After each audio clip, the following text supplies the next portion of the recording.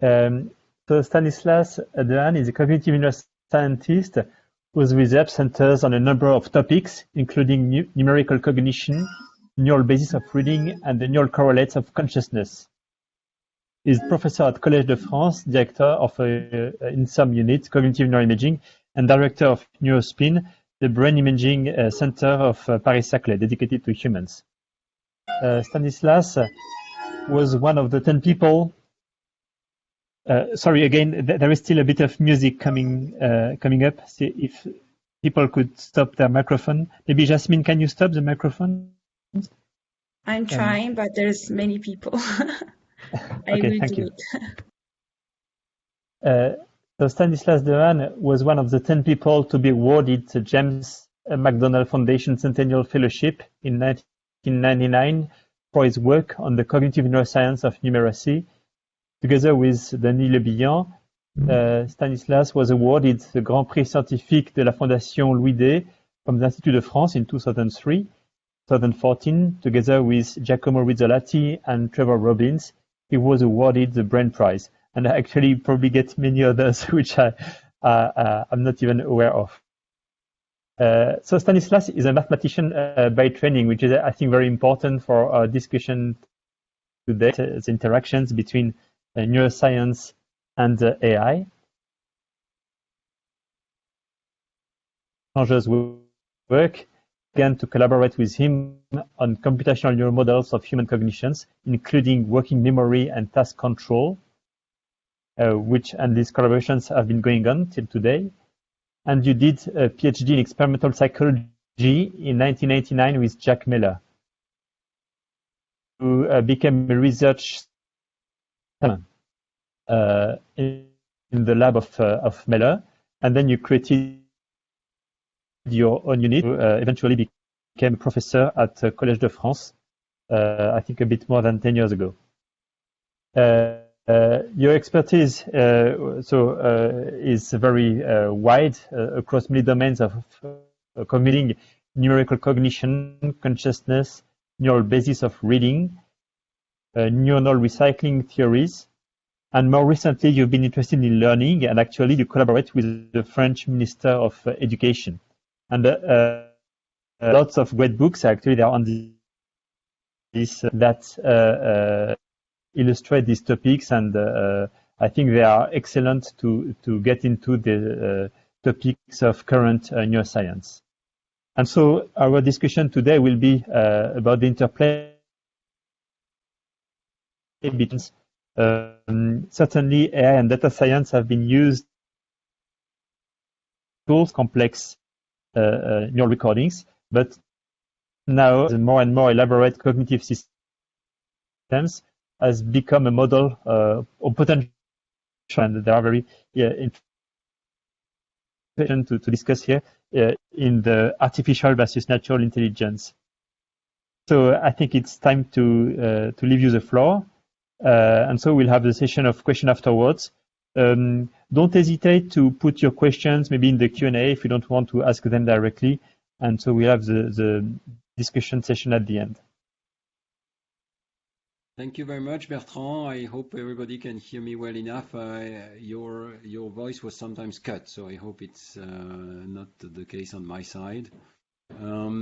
So yes, thank you for this invitation and this opportunity to think a little bit about a topic which is not so familiar to me actually, but I will try to discuss it. The issue of whether the current advances in artificial neural networks bring us closer to having a model of the human brain, or whether some key elements are missing. And I will argue, as I did in this book, this is really one book here in 2 different languages, How We Learn. I will argue that there is indeed the need for something more than what we have today. I will not deny that there have been extraordinary advances due to, in particular, convolutional neural networks. And in the first part of my talk, I would like to discuss the fact that these models indeed can be compared with the brain, and that they are actually quite good at some aspects of modeling of brain function. First of all, I think the general point is that they capture in a very concrete form, in an engineering form, how synaptic changes can lead to sophisticated learning. And I will show that they can model the early stages of vision and even some aspects of language processing. But then I will be a little bit more critical, as I am in this book. I will not review all that we can say against the current neural network approach as a model of the brain, but I will mention some particular tasks in which we can see that the human brain still learns from an extremely small number of examples, sometimes a single trial, and using a more Bayesian style of reasoning, more statistically optimal type of reasoning, which has been called a child as a scientist. It's true of very young children, like this little baby on the cover of the book here. I would like to argue that even a baby is still vastly superior in its ability to learn from a small number of examples. I will also argue that what we discover as humans, maybe particular among other primates, is the ability to achieve abstract, compact, symbolic, explicit representations of knowledge, much more abstract knowledge than is the case in most current neural networks. And of course, this form is appropriate to share with others. And I think there's a social aspect of learning in humans, which is really remarkable and not at all captured in neural networks, where the knowledge is typically hidden from view and dispersed in a lot of dispersed synapses without any synthesis. And finally, I would like to argue that the human brain is able to learn compositional representations in a language of thought. I will explain what this means, and I will give you some examples where it seems that the human representations go way beyond what we find in current neural networks. So that's the plan. So let me start with the first part, which is what current artificial neural networks are good at. The first thing is that we've thought for a long time now in neuroscience that synapses are the basis for learning. And I think there is more and more evidence for that. We should remember that it's still a hypothesis, and there may be other aspects of learning, such as cell internal changes, or of course myelination, branching of the axons, and so on. But by and large, there's a lot of data suggesting that small modifications in the strengths or sometimes in the very existence of the synapses, like you can see on this slide here, are the basis for learning, that we learn by changing the connections between neurons, and that this can occur on a relatively fast scale. And I think what's been the beauty of artificial neural networks is to show us how changes in millions of synapses, millions of connections, could actually lead to very abstract learning, learning of really deep properties of the data set. You are all familiar, of course, with the game of Go and this sort of achievements. Here I'm looking at the achievements of neural networks like GoogleNet are able to recognize pictures and categorize the pictures in ImageNet, for instance. And not only is the performance good, but also the intermediate stages of representation somewhat resemble what we find in the actual brain. That is to say, a hierarchy of areas, V1, V2, V4, etc., each of which contain neurons, units in the case of artificial networks, that care about basic properties at the lowest level, such as elementary features, lines or curves, and then more and more complex and integrated properties of the objects, such as their basic shapes, parts, and actual whole images at the end. So we begin to see that these models fit to some extent with what happens in the brain. And I'm happy to show this slide here from the group of Bertrand Thirion, from Michael Heikenberg and collaborators, showing that you can indeed use the representations that have been extracted by these convolutional neural networks as partial models of what is occurring in the hierarchy of visual areas in the human brain. So in a sense, artificial neural networks are beginning to capture the first stages of the hierarchy of primate visual areas. At the lowest level, we find, as I said, elementary features, the contour detectors, and this is not a bad model of what happens in V1, and if you use these as regressor, this lower level is most appropriate to capture activations near area V1. And as you move higher in the artificial hierarchy, you find neurons that care about fragments of faces and perhaps entire faces, and it fits better with the higher levels of the brain. It's still not perfect, and we would like them to fit more the ventral areas of the brain in this example. But there is other work, particularly by Dynamics at MIT, going way beyond this initial work. And also in the domain of audition, similar models capture what is happening in sensory areas.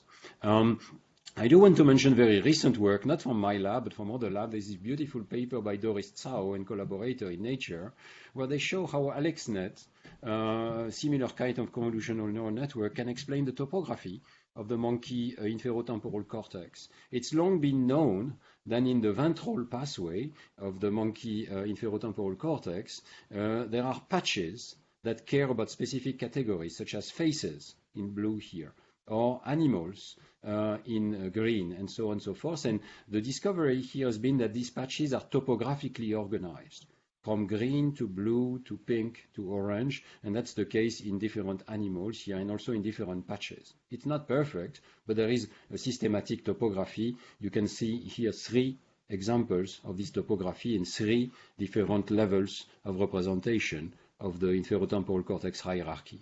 Well, what's beautiful is that you can explain this topography by having AlexNet examine the same images, and if you do principal component analysis of the hidden units of this convolutional neural network, you find that the first 2 principal components capture the very same sort of organization of the very same images that was found to be topographically laid on the cortex of the monkey.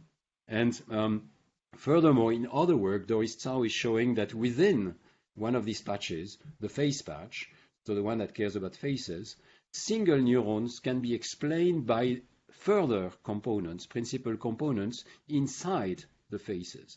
So if you take all of the faces and you analyze what are their principal components, you find that single neurons are tuned to a small set of these principal components. So it looks as if these neural networks can capture something which is happening in the cortex, and perhaps at 2 different scales. It's possible that the cortex performs principal component analysis at a global scale for the global topography, and at a much finer scale within a category for the tuning of individual neurons. This is in fMRI, so there is no dynamics. It's essentially the topography of the response on the cortex. But there is other work, in particular by Kitzman, Spörer, and collaborators, showing that also the dynamics of brain activity can be explained by the propagation of activity through these networks. And again, in this work, I'm not involved, but I'm quite impressed by what they are doing. They are comparing several different types of neural networks that all go from the image to a readout of the identity of the picture. And interestingly, here they add neural networks with recurrent connections. And they show that the recurrent connections allow the network to capture the dynamics of brain computation. First, the neural networks with recurrence can capture the reaction time of the subjects. So subjects are not equally fast with all of the images. Some images are slower than others to recognize, and it's the network with recurrent connections called BL here, which comes the closest to capturing the reaction times of the subjects. But also, if you capture MEG and fMRI signals, and MEG has the dynamics, you can look at areas V1 to V3, V4, IT, and each of them are better captured by the model with recurrent connections. And you begin to achieve a pretty high correlation with the activation evoked in this area and the corresponding activations evoked in the model. So we begin to see how the cascade of activation, in something like the first 200 or 300 milliseconds of brain activity, is well captured by the cascade of activation through this convolutional neural network. It's not bad. I jokingly say in the book that the current neural networks capture about 1/3 of a second of brain activity. It's not so bad. It's a beginning. Now, we in the lab, and we is really Christophe Pallier and his colleague Alexandre Pasquiou with Bertrand, and a little bit myself, we are involved in a similar project to try to understand language models. And this is called the Little Prince project, because the project is actually quite nice, is to generate a reference data set from the human brain that could be compared to various models of language processing, including neural network models of language processing. So Christophe, together with colleagues abroad, has been involved in generating fMRI data on more than 100 subjects that are listening to the entire story of the Petit Prince in English, in French, or in Chinese, in their mother language. And the idea is to try to generate regressors that can predict this brain activity from theory, from models. So I won't go into the detailed logic, but I think it's relatively clear. You have the story fed either to the subject in fMRI, in classical pre-processing, or it's fed inside the neural networks that are trained in this so-called language task. They're trained to predict the next word. And we can use the hidden units in one particular layer to obtain predictors that will be used in a ridge regression to try to predict activation in each of the voxels of the brain at each moment in time. And this generates these maps which tell you what is the fit, how much of the variance in brain activity can we explain by these models. And it's not bad at all, as you can see. And what we can do is we can compare different models. And this is becoming, I think, very interesting. So if you just have a model of the acoustic signal, you can nicely begin to capture brain activity in the auditory areas, but not much beyond that. If you include knowledge about the words, such as their frequency, you can capture a little bit beyond that. And also, if you include an embedding of individual words, then you begin to capture much more activation in the frontal lobe, in the angular gyrus, and in the temporal lobe. But you capture much more with these three models on the right, which have been trained to actually have the statistics of language. So they're trained to predict the next word, either using simple LSTM or these more complex architectures, GPT-2 or BERT. And in each case, by the way, Christophe and Alexandre restrict the model to only 300 PCAs, so it's the same number of regressors. There is no confound in the number of parameters here that are being used to regress brain activity. But you can see that BERT actually captures rather nicely a lot of the activation that's taking place in both the left and in the right hemisphere, here in Broca's area, in the temporal lobe, all these areas that are known to be related to language processing. And it's not a huge value of the R-square, so you can see that there's still much to understand here. But it's interesting to see that these high-level models, in particular BERT, capture much more variance in precisely the areas that are shown in green here, which are known to be high-level language areas. So this is the first discovery, I think, that there are some high-level language areas that seem to operate a little bit like BERT, using the statistics of the past to predict what's going to happen. And another thing which is a bit similar to the visual neural networks is that you have to go to the higher layers of the BERT model, like this layer 11 here, to get the best predictors of what is taking place. So it's not the periphery of the model, but the internal representations of the model that can be used to predict brain activity. So this is unpublished, ongoing work. I'm sure it will generate some interesting data on what are the best models to fit with brain activity, and there is similar work at MIT by Fedorenko, for instance, and also at Facebook Paris by Jean-Rémy King. Now, it's not enough to fit. I think by doing these regressions, we have an impression of understanding brain activity, but we don't, because we don't really understand what the model is doing. What sort of computations is it doing inside that allow it to predict both the next word and the brain activity? So with my postdoc, Yair Lacretz, we are, and with Marco Baroni, we are trying to understand how these networks work to encode the properties of sentences. How do they encode syntax? Do they encode syntax?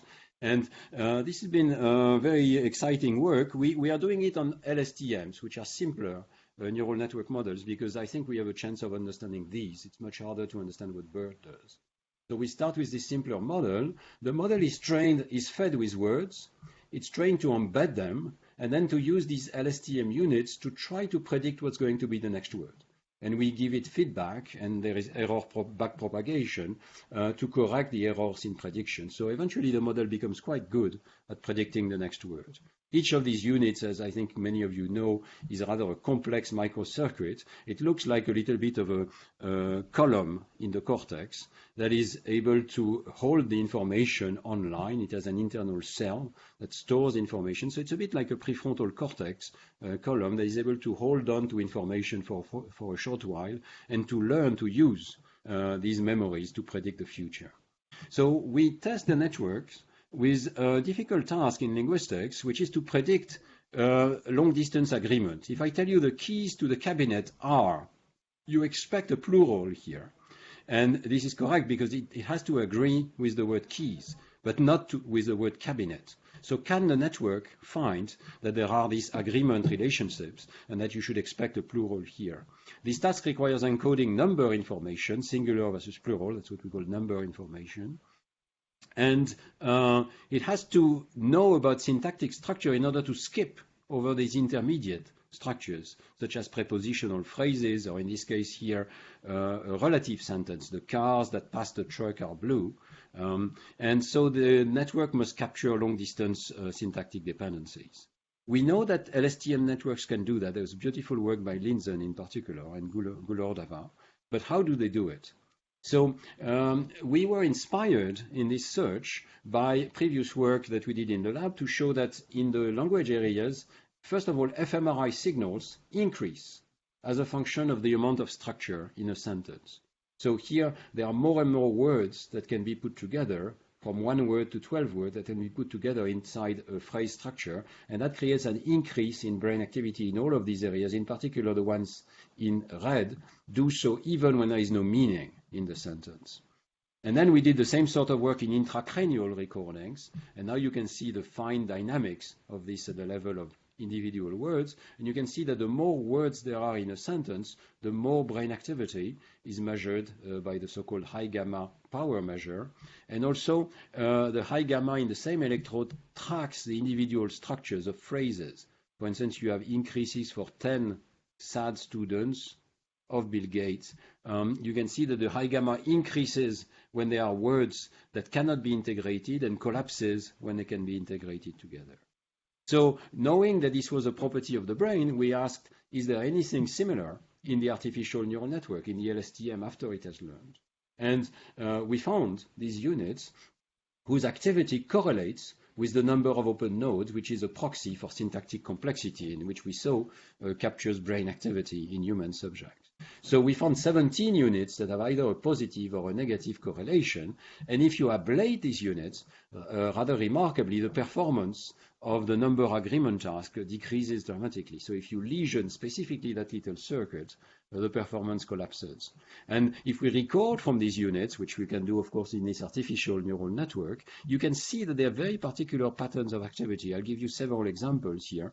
The athlete behind the bike observes the kid. You can see this property of climbing in activity when there is an intermediate prepositional phrase here, and collapsing when this is finished. This is exactly what we need in order to track agreement relationships across intermediate structures. So if there is a relative phrase, if there are two embedded relatives, like the athlete that admires the carpenter that encourages the doctor, engages the mother, you can see this property of climbing in activity for intermediate structures, very similar to what we found in the brain. Now, how does this help to agree, to have agreement of the singular word athlete here with the verb engages? Are there other units that care about singular or plural? We thought that there should be. So we search for these units. There is 1,000 units in the LSTM networks. We search for all these units, and we ask, can we use their activity to decode whether a word is in the singular or in the plural? We find multiple such units. So for instance, in this example here, you see suddenly at the moment where the word athlete is presented in the plural, we can decode that it is plural using many of these units. Each curve here is one unit. But most of these units, they immediately return to baseline, and they may even reverse if there is another word, which is in the singular here. Then now you can see that we don't decode the plural of this word, we decode the singular of this word. There is one unit, actually 2 units, you can see them in blue and in red here, that track in the long term whether the subject is in the singular or in the plural. So this can be called memory units. They memorize the singular or plural status of this initial word across intermediate words. Okay? So most units encode the number of the current noun, but they refresh when a new noun is presented. 2 units show sustained number decoding. And if we lesion these units, only these 2 units bring the long-distance agreement performance to chance level. Okay? There seems to be 1 unit that cares about singular and 1 that cares about plural. So we can see their activation here, and it's quite remarkable that we can do this very fine sort of physiology of an artificial network. So here I showed you the 3 units. There's the syntax unit that I showed you earlier, a singular unit, and a plural unit. And if we show a word in the singular, you can see that the singular unit goes down. It just happens to be the case that the activity goes down here. But so it distinguishes between singular and plural. And you see that this, in this other sentence, there is a converse relationship here. So if we present the word in a singular, we get this relationship between the units. If we present the word in a plural, we get this opposite relationship. And the units will keep their activity throughout the delay until we need to use the information to conjugate the verb appropriately and to expect the verb in the present here. And this property is linked to the connections to this green unit that cares about the structure and tells the network that there is an intermediate structure that needs to be skipped over. So from this analysis, we get something very interesting. This is an artificial neural network that is not told that there is syntax and that there is semantics. It's just told to predict the future, predict the next word. But the network organizes itself with a sort of syntactic module, a set of units, very precise, very digital, just two of them, coding for singular versus plural. And they do so across all the words that are being presented. That I'm not showing you on this slide, but it's the case. So it seems that the network has discovered a sort of digital property, which is a property of human syntax, and is encoding it in a sort of discrete manner, even though it's a continuous, non-symbolic neural network. Now, we don't know whether the human brain contains such unit. I think it's a very interesting prediction of this sort of networks, that the human brain may contain neurons that make a distinction between singular and plural. We are looking for them at the moment, but it still is very difficult to look for single neurons in the human brain. We have to rely on very peculiar situations of patients with electrodes in the brain, and this is relatively scarce data. So I hope that I will be able to complete this presentation in the next few years with actual results from humans. But this is a particular prediction. But it's also very interesting to see that at the level of behavior, what the linguists have been describing in humans as a key property of syntax, we can find in an artificial neural network. Now, I don't want to say that the network is perfect. There are aspects in which it is not perfect. So we know that it is structure sensitive, but we also know that contrary to human languages, it is not recursive. There is a little bit of noise coming in. That's better now. So as I told you, the structure unit correctly tracks nested relatives, such as this sentence here. So in a certain sense, it is caring about the number of embeddings, key property of human language, but the singular and plural units can only store a single noun. So in this case, there are multiple nouns, right? Boy, dog, cat, and you need to take care of these separately. The neural network is not able to do that. So when you present just a long and a short dependency, this is in Italian because this was tested in Italian here. So il bambino che il contadino guarda conosce le figlie, sorry for my accent. You can see that the short agreement is done by the short cells. The long agreement is done by these two particular long distance cells, and that's okay. The network can do it. But if there is an additional word, like ai padre here, in the plural, then the network is completely confused. And we see that in the level of the behavior of the network, in this critical condition, which is the embedded condition. If there is an intermediate word which is incongruent, the network collapses and actually gives worse than chance performance. And we verified in human subjects, and this is published work, that human subjects don't do this. They have a tendency in human subjects to suffer from interference. As we know, if there is a subject in the singular, but there is an intermediate word in the plural, we suffer a little bit. We make spelling mistakes, but we don't go below chance, unlike the neural network. So there's still a lot of work to improve these neural networks to have the sort of recursivity that is characteristic of human languages. And I would like to make this the topic of the second part of my talk. I think there is remarkable evidence that humans are very special in their ability to use syntactic structures, embeddings, recursive embeddings, in all sorts of domains, whether it's music or language or mathematics. We have, in fact, with our colleagues, argued that this is perhaps something very singular to the human brain. Other animals, other primates, have complex representations. If you show them a sequence of notes or a sequence of words, they understand about the transitions the transition probabilities. They have a sort of Markov property here. They can predict the probability of the next item. They can also chunk and understand that there are some words that recur in a sentence. They understand that there is a first and a second and a third in a given sequence. And they even understand that there can be patterns like Totobu, Mimitu, Gagari, where the structure is always AAB. Okay? So animals have pretty abstract knowledge, but what they do not seem to have, and that humans have, is this sort of symbolic structures. If I tell you a sentence like, or a phrase like those gifted car factory workers, linguists completely agree this is not just a linear sequence. It's a tree structure. There are groupings that are hidden from view here, but for instance, it's a car factory. It's not factory workers.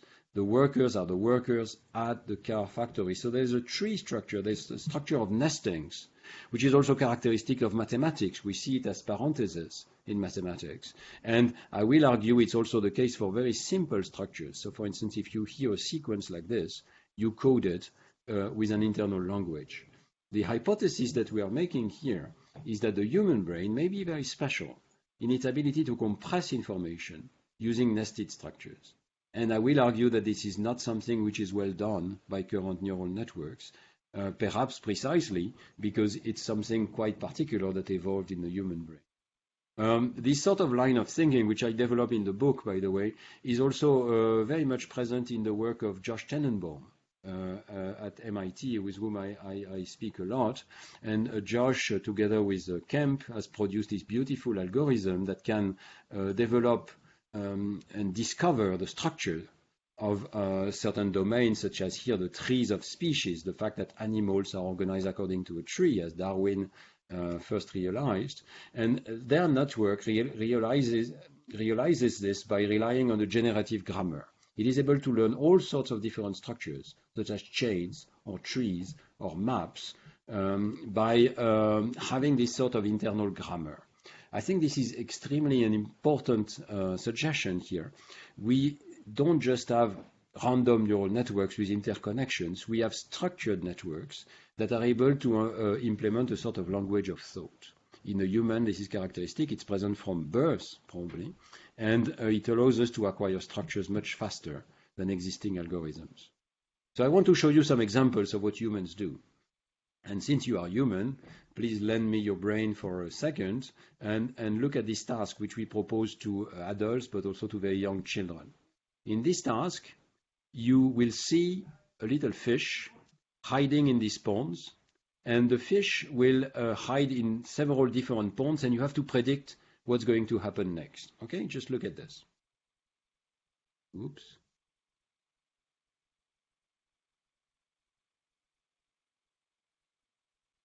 Oh, ooh, sorry for that.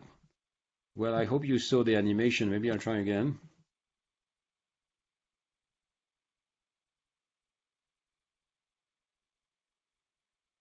Okay, can you guess where it's going next? I'm sure many of you have the response. It is going here, and then here, and then here. Okay. But notice that you have never seen any of these locations being activated, right? It's a single trial learning, and it's learning about the structure of something pretty abstract. It's a sort of zigzag pattern, and you expand the zigzag, right? We found that in order to understand what humans bring to this task, we have to assume a sort of language of geometry. We have to assume that subjects know about symmetries as well as rotations of +1, +2. They also know the symmetries along this axis, for instance.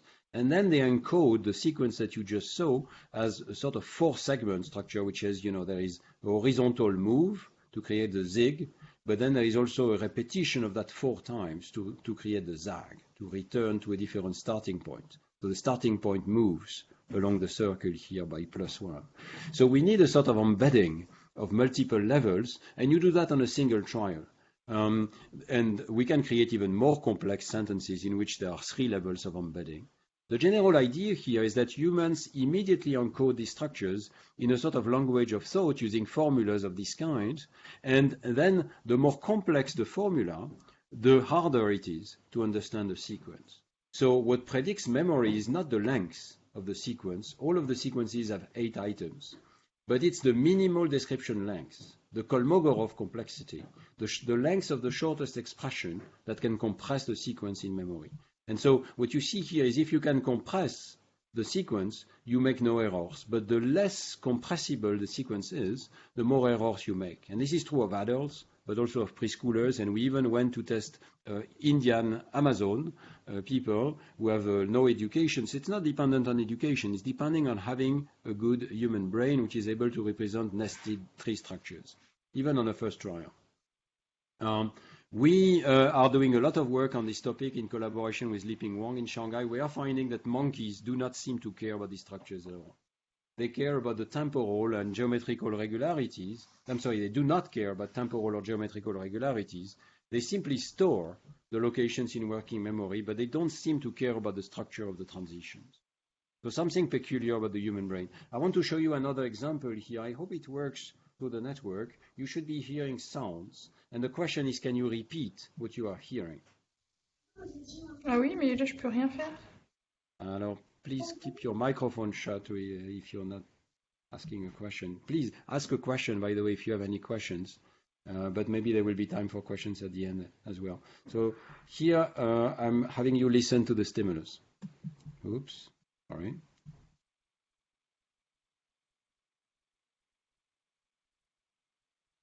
Could you hear it?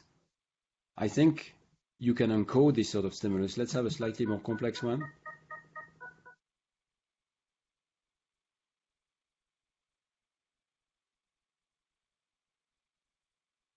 Now let me have you listen to the most complex one.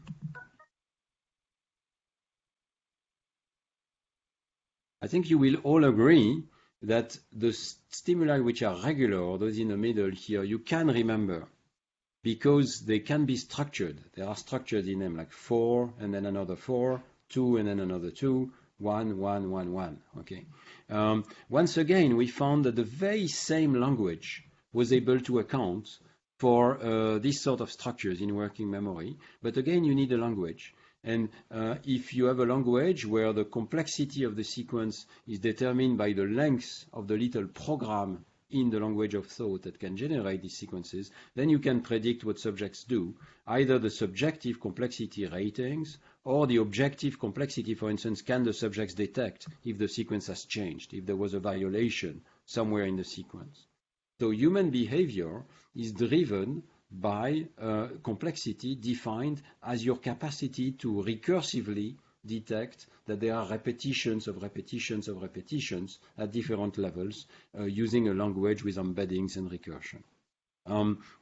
We are continuing to do this work in yet a third domain, which is the understanding of geometrical patterns. And again, I would like to first point out how bizarre humans are in this respect. If you find this in a cave, you know that there were humans.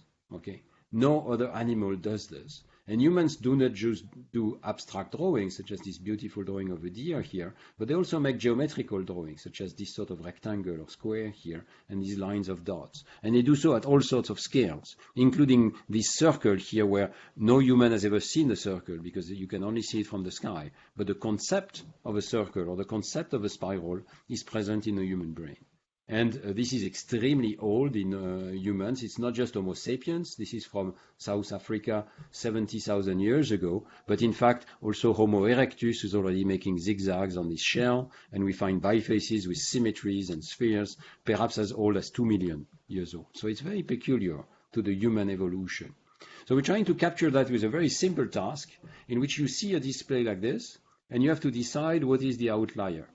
Your task here is to click on where is the outlier, and I think you found it, right? There are 5 rectangles, and there's one which is not a rectangle. Using this task, we're going to be able to ask, how do humans encode geometrical complexity? And once again, we find that the more regularities there are, the easier it is for humans. Humans are sensitive to recursive regularity. So what Matthias Sable-Meyer is doing for his PhD is to compare all of these different shapes here. There are 11 shapes that go from very regular, like rectangle or square, with right angles, same lengths, same angles, and so on and so forth, all the way to a completely irregular shape with no particular property. In each case, we present 5 samples of the same shape, and one which is different. It's different because one of the corners was moved by shortening or lengthening or by turning the side on the bottom. Okay. So the amount of displacement is always exactly the same, but the regularity of the shape is different. And what we find is that the regularity of the shape has a huge effect. You can very easily detect that it's not a rectangle or that it's not a square, but it's extremely difficult to detect all the way to 45% error here, 40% errors when it's an irregular shape. So humans are extremely sensitive to shape regularity. And both error rates and response times follow exactly the same pattern. Now, I will cut a long story short. We are doing many experiments on this topic. It's an extremely reproducible finding. Not only can we replicate it in various tasks in human adults in France, we can ask subjects for subjective ratings, and they give us readily the idea that this is a simple shape, the rectangle, and this one is a complex shape. We can also present not the whole shape, but actually just the corners. 1, 2, 3, 4 in a sequence format, and still we get this effect of complexity here. And we can even go to completely uneducated people, either preschoolers or the Himba in Africa, which have very little access to education, and we still find this effect of complexity here. So it seems to be something very characteristic of humans to find that these shapes are more simple than these ones. Please bear with me because you'll see it's an interesting story. Of course, what we would like to know is whether non-human primates in fact find the same things simple. Is it just a property of the visual system, which is the same, largely speaking, in baboons compared to humans? So if it is dependent on the language of thought, our prediction is that baboons should fail to show the shape regularity effect. How do we test this? We collaborated with Joël Fagot, who has this amazing facility in the south of France, where you have these baboons that at any time are free to enter one of these booths, and in this booth they'll find a video game, they'll find a touch screen, and they can be tested, even at 2 in the morning. Some of them go late at night. They are essentially addicted to these video games, and so Joël is able to get hundreds or even thousands of trials of data, behavioral data, per day on each of these baboons. And so we trained the baboons to do our outlier task. First we did with very simple pictures. So it's not hard for the baboon to spot that this is a different flower. And we did that for all of these pairs of objects. So maybe on one slide the apple is deviant compared to this particular fruit, or maybe they have to spot, I don't know, the letter A compared to the letter K. We trained them on these slides so that they could understand what is the task. The task is to spot the outlier. We showed that they understood the task because they could generalize to a second set, which is shown in the bottom here. And they did way above chance in generalizing. But when we put them on our shape task, they were at chance. Although they understood the task, they could not understand the geometrical shapes. And furthermore, they were completely flat. They did not distinguish between the simple shapes and the complex shapes. Okay. They did get better, so they somehow managed to encode these shapes and to detect the outliers, but they didn't get much better for squares or rectangles than they did for the random shape. They never showed the complexity effect. It's essentially flat curve here, no significant correlation. However, they were doing something because this is the correlation matrix of all of the different baboons in different blocks at the end of training, in the middle, and at the beginning of training. And you can see that there is in fact very high correlation coefficients. All the baboons, virtually all of the baboons are doing the same thing. It's just that they are not doing the human pattern. So what are the baboons doing? Well, now I go back to the convolutional neural network. We can train a convolutional neural network on this task. We just take a network that has been trained with ImageNet, that has been trained to label natural images, and which in this case we took the CoreNet architecture, which has been shown to provide a relatively good match, perhaps the best match, to the physiology of the inferotemporal cortex. We feed it the pictures that we show to the humans, and we ask the network to decide what is the most different picture. Essentially, what we have vectors of activity at each of these layers, and we pick the shape whose vector is most different from the mean of the others. This is our way to pick the response of the network. We can do that with CoreNet. We did it also with DenseNet and other networks. Now, the finding is that we can, with this model, get a pretty good fit for the baboons, in particular if we look at the inferotemporal cortex. This explains rather well what the baboons are doing. The baboons seem to be using their ventral visual system, this old hierarchy of neural networks, to recognize objects, and they use it to recognize these geometrical shapes. Okay. So that's a good model of the baboon. And you can see that we already get some fit with V1, but we get the best fit at the level of the inferotemporal cortex. Yeah. So once again, neural network like these convolutional neural networks, they are not bad models of the visual system. They capture what's going on in a baboon. But the point is they don't capture what's going on in a human. And in order to understand what's going on in a human, we have to go to this more symbolic model where we actually list the internal properties. How many right angles are there equal sides, are there equal angles, and so on and so forth, and are there parallelism between the sides. We list these properties and we just define the deviant shape as the one with the most different properties. And this can completely account for the shape regularity effect. But now it's a symbolic model. It's not an actual computational model like the previous one. It's really a model of discrete symbolic properties. And this is my favorite slide of this work. What we do here is we have regressors that come from the symbolic model or that come from the neural network model. And what you can see in the bottom is in a multiple regression, all of the baboons are well captured by the neural network model, but the humans are always require the symbolic model. It's very, very significant, and in fact, it's the only thing that's significant in our first experiments in French subjects. And interestingly, we find that in the Himba and the preschooler, there's a mixture of both. In other words, there really seems to be two strategies that are being used here. There is one neural network strategy. Let's just look at these things as if they were pictures and see which one is the most different picture. That's the baboon strategy on the right here. And it's used to some extent by preschoolers and by the Himba. But there is also the symbolic strategy, which is let's really look at the discrete properties. Are there symmetries? Are there right angles? Are there equal lengths? And then only humans seem to be able to do this, and it's not well captured by the neural network model. You might wonder whether we could just train the networks and whether just experience explains the human pattern. This has been proposed in the literature as the idea of the carpentered world. Maybe we live in a world which is full of right angles, buildings, houses, tools that are full of geometrical properties, and our neural networks are just trained with them. Well, I think this argument doesn't work very well. First of all, because the baboons are in a carpentered world. It's not really a natural world. It's full of right angles and equal lengths and squares and so on. And conversely, the Himba, who show the human pattern, they don't really live in a geometry world. Okay.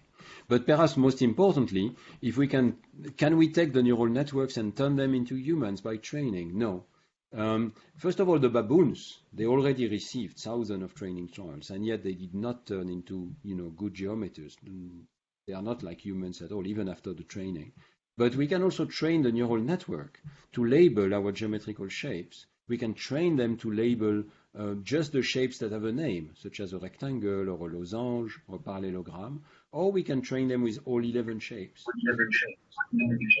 And we can update the entire network, and we can maybe just change the last layer.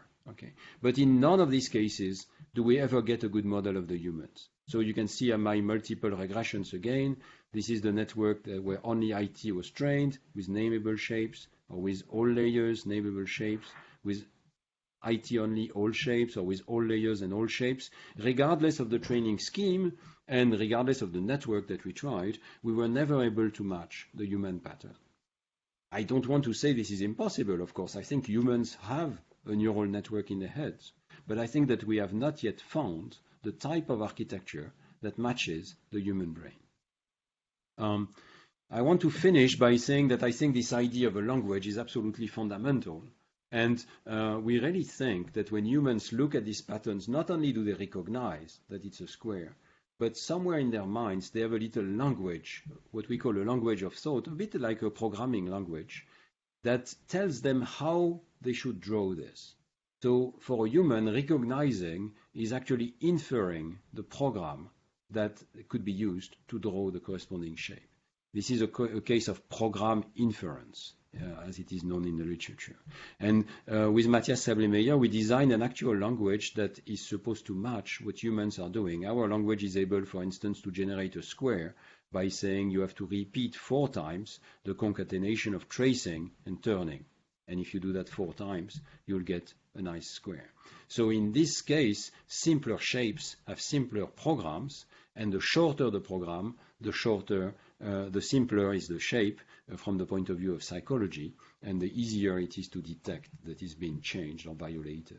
I want to finish by saying there's a very clear prediction of this idea. The prediction is the following. The complexity of a drawing should not be a matter of how many strokes it has. It should be a matter of how complex the program is. It's the length of the shortest program capable of reproducing the shape which defines the complexity according to this sort of Kolmogorov style model. So if you have a single instruction that allows you to repeat or to concatenate or even to embed one shape into another to make a square of circles, for instance, well, each of these should not make the program much longer.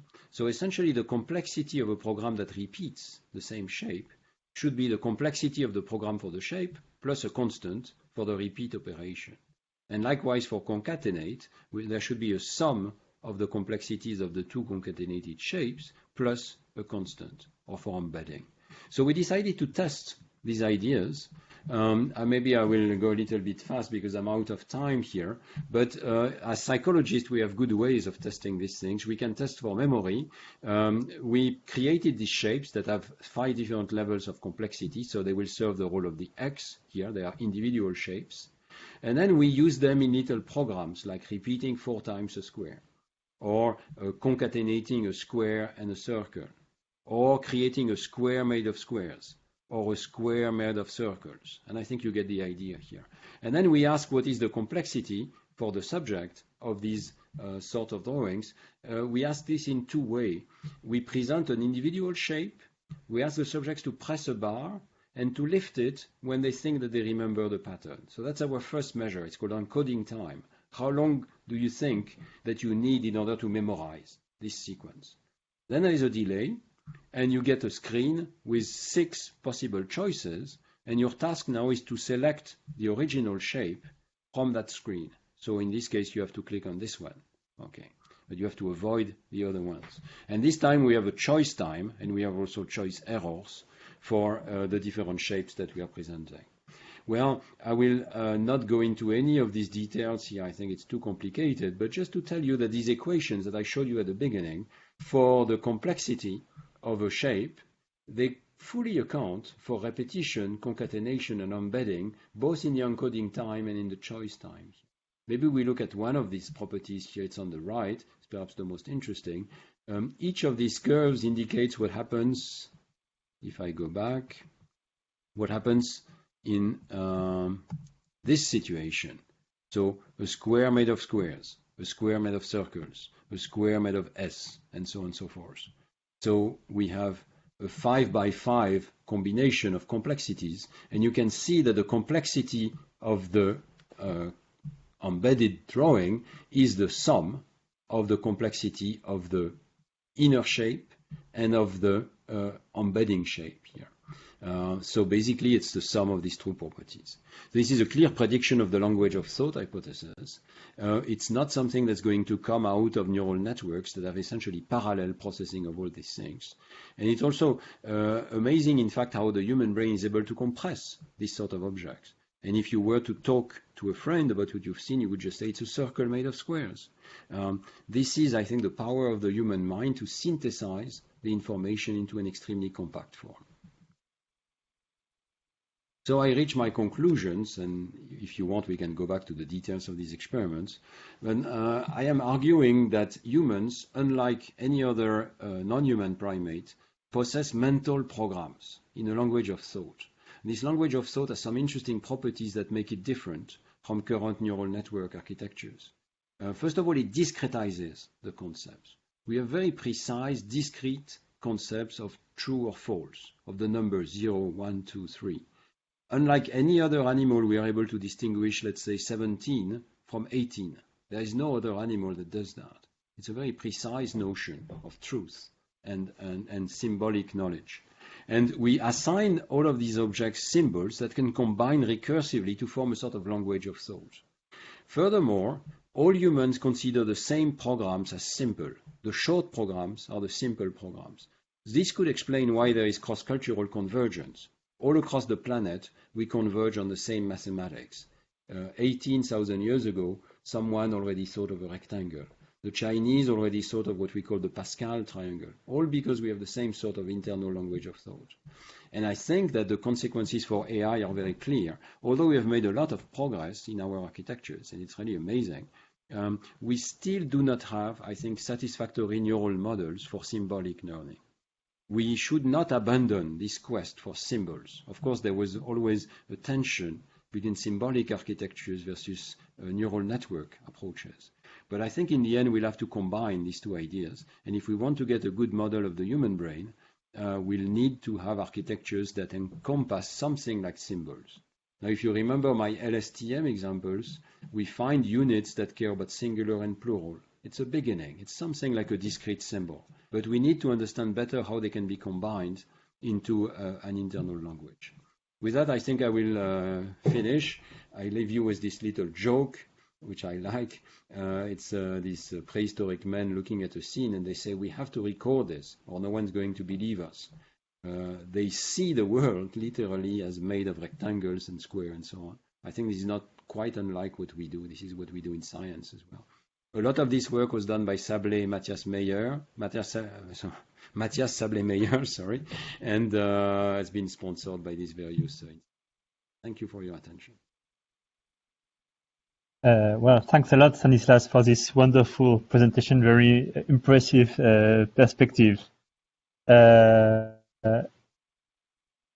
think there are already some questions in the chat box, so I think it's good to look at these questions.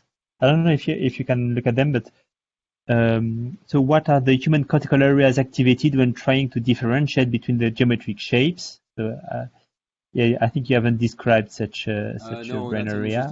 Are there activated areas which seem specific to humans?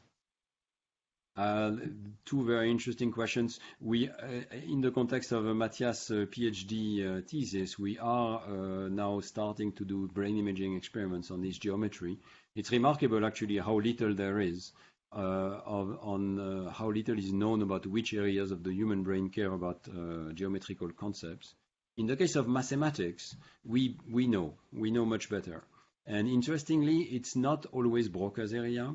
Broca's area is, of course, involved when there are tree structures in the domain of language, in communication. But in the case of mathematics, we find it's a slightly more dorsal brain area. It's also more bilateral. So my impression is that there are multiple networks that have this property of being able to have a language of thought. And this has been my proposal. In the case of mathematics, we don't use Broca's area. We use an area slightly more dorsal to it. It's still controversial. It's close to it. But we know that there can be, for instance, people who are aphasic may still be able to have access to these mathematical concepts.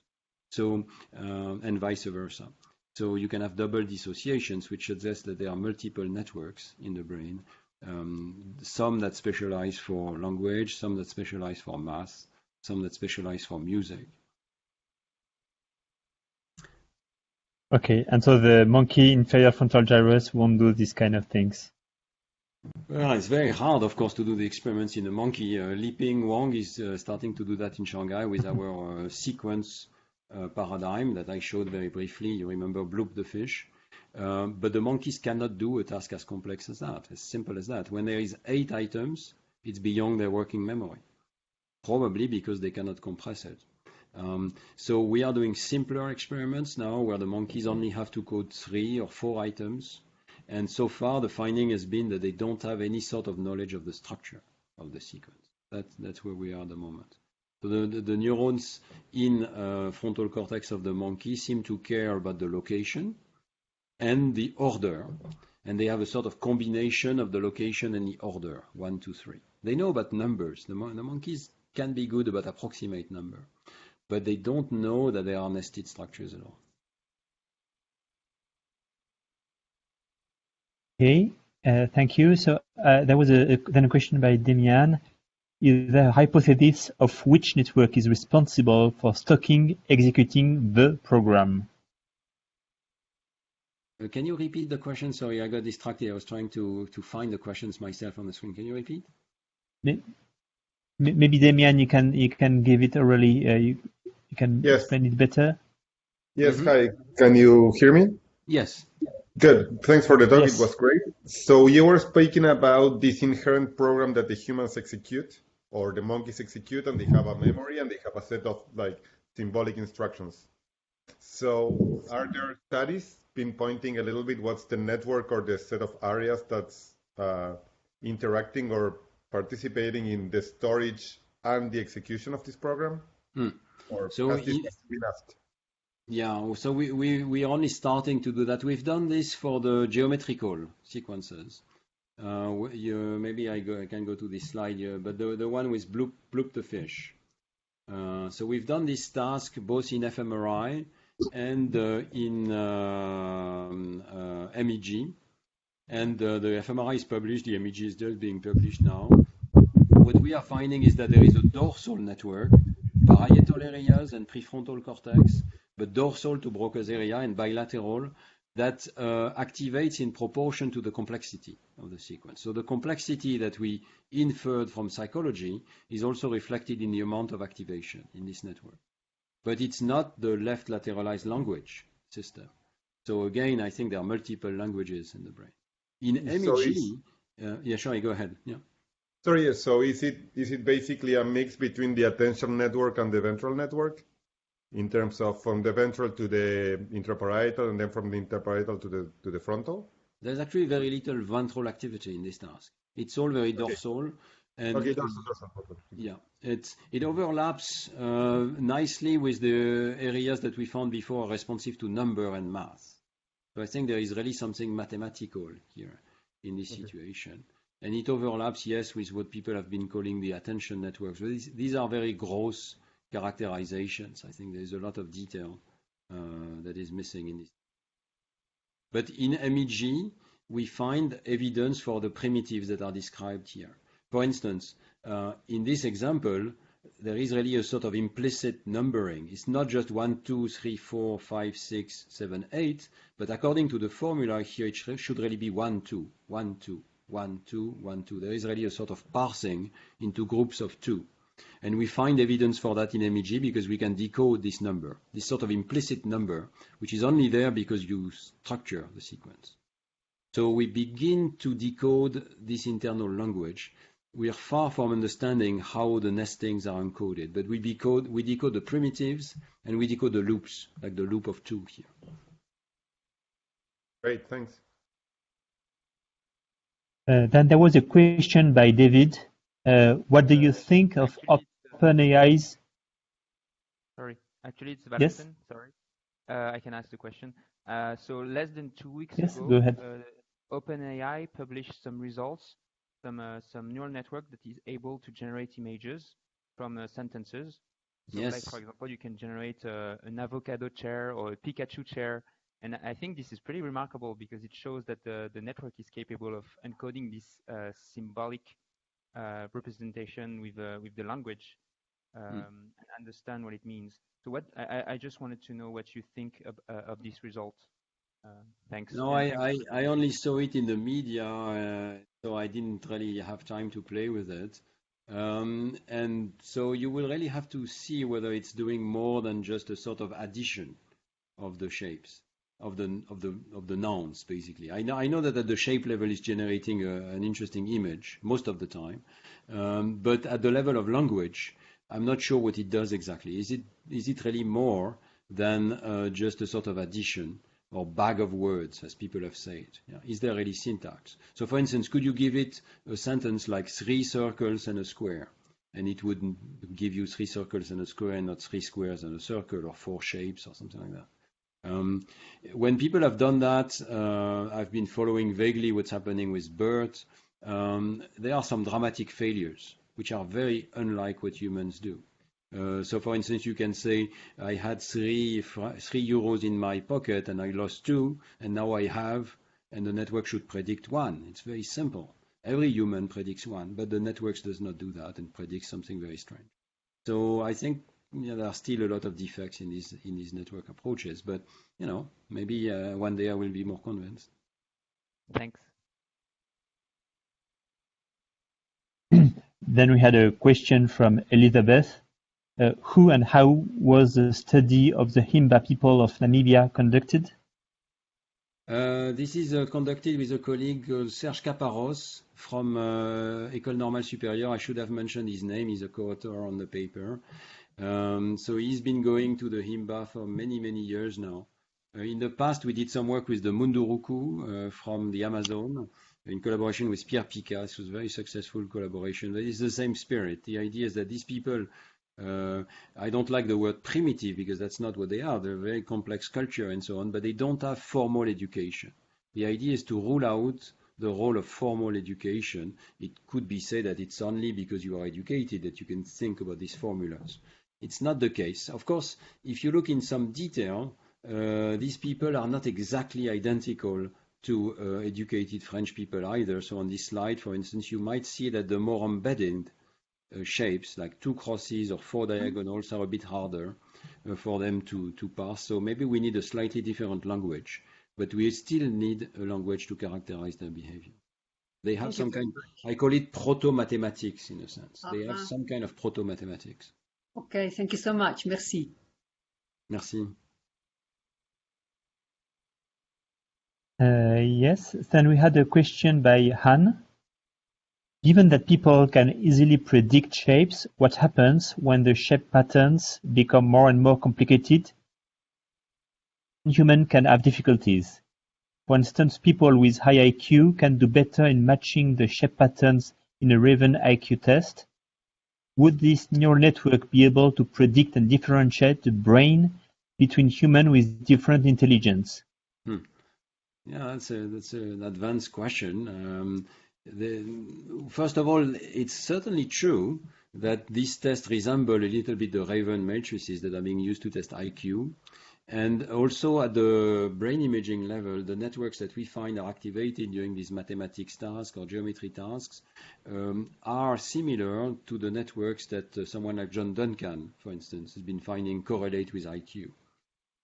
So there is a relation to IQ which is not well determined here.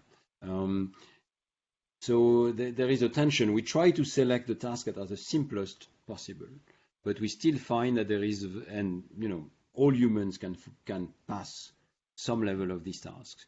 But for the highest level, yes, it begins to be dependent on IQ. Perhaps the number of recursions that you can perform varies across individuals.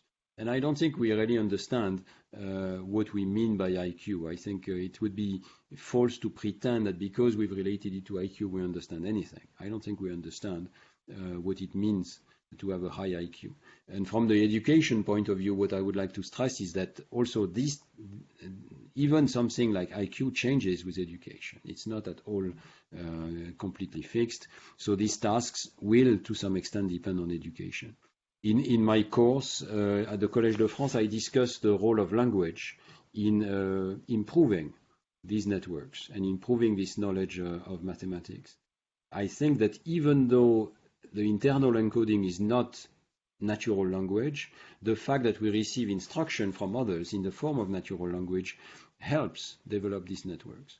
I use the word catalyst. I think the language is a sort of catalyst that guides your neural circuits in the child to certain structures and helps you learn them. It brings together the elements and then they crystallize in the brain of the child. So yes, there is a dependency on education and there is a dependency on intelligence, whatever intelligence really means. Right.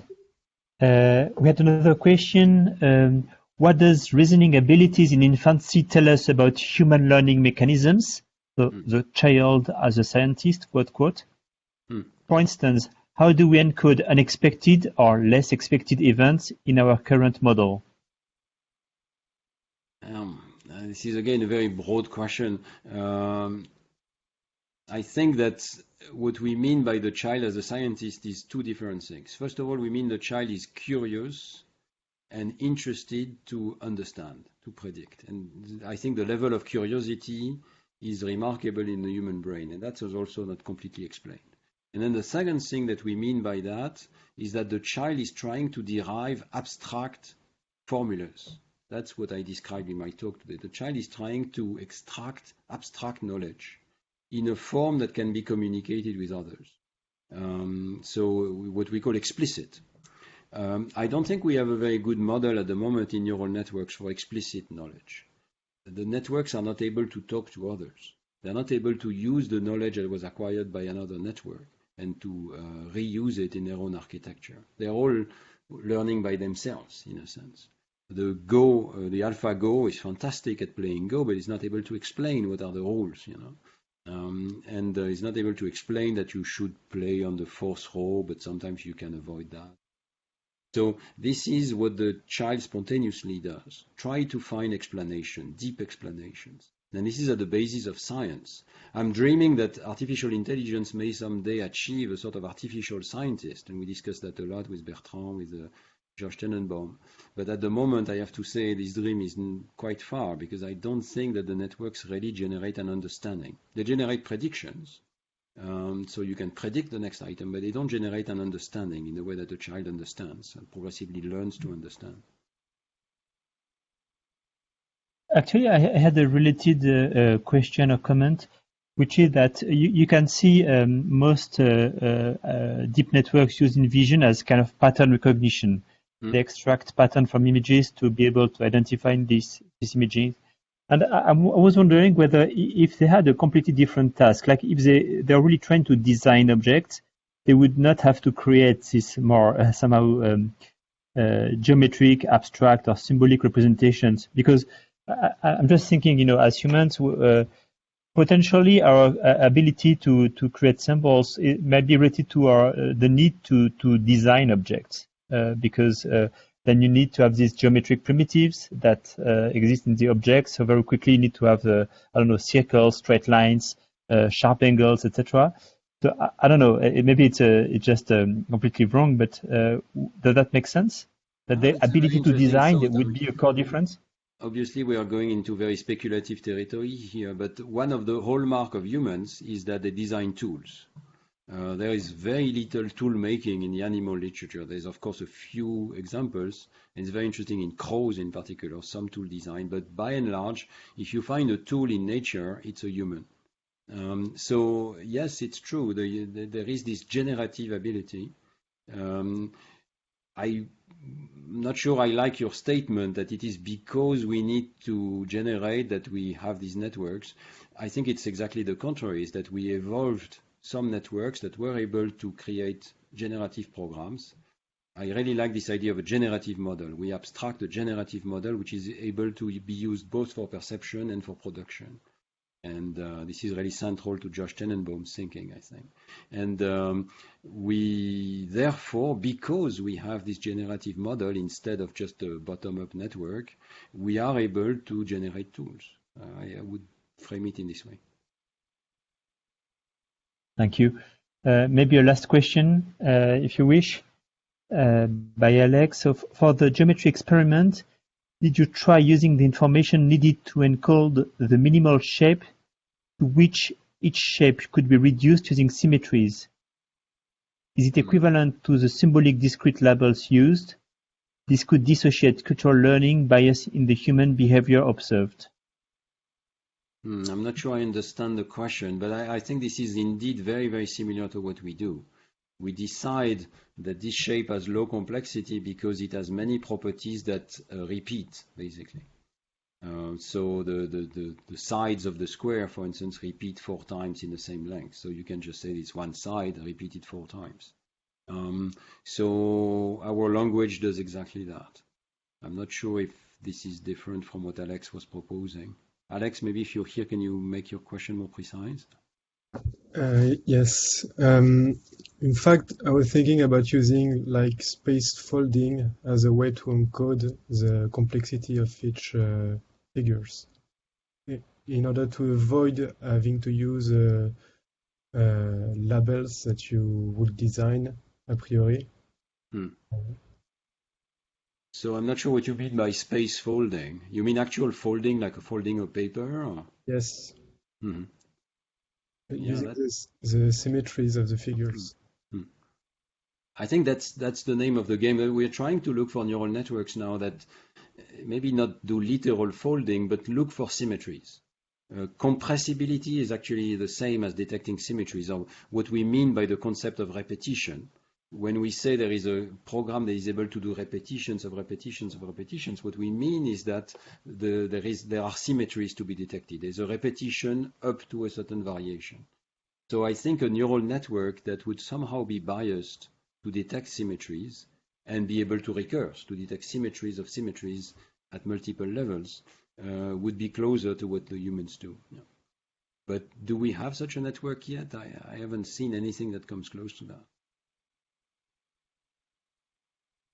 Because for me, the layers of deep neural networks, they learn to this hyperplane, the symmetry of the space in which the features they processed live. Well, I think they have a bias for translational symmetry due to the convolutional nature of their connections. But I don't know if they are really able to detect the sort of abstract symmetries that we care about. There's also something more, is really they need to have a sense of discreteness. In our mind, it's completely different to be a rectangle and a square, right? There's something new with the square. And it's all or none. Something is either a square or is not. You know, it's not the matter of gradation. It's symbolic. That's, I think, is the key property that is missing here. Just like our sense of true and false, it's very clear. 1 + 1 is not 3. That's just not to be discussed. Even if you go to very large numbers, either they are equal or they are not. But the sense of animals is that large numbers are, they can perceive large numbers, but they are fuzzy, and they don't have this sense of discreteness. So I think there's something quite fundamental here that needs to be injected somehow. I can see that it could be, a sort of a injection of more structure into an existing network. But we have to find the exact way in which this can be done. Okay, thank you. So I think it's time now to thank you again for the great presentation and great discussion. I'm sure that many people enjoyed it. So, thanks a lot. And I guess that people will be also willing to attend to your lessons at Collège de France that are available online, and look at your books that give many well illustrated and very accessible information about your research. Thank you, Bertrand. Thank you everybody for your great questions.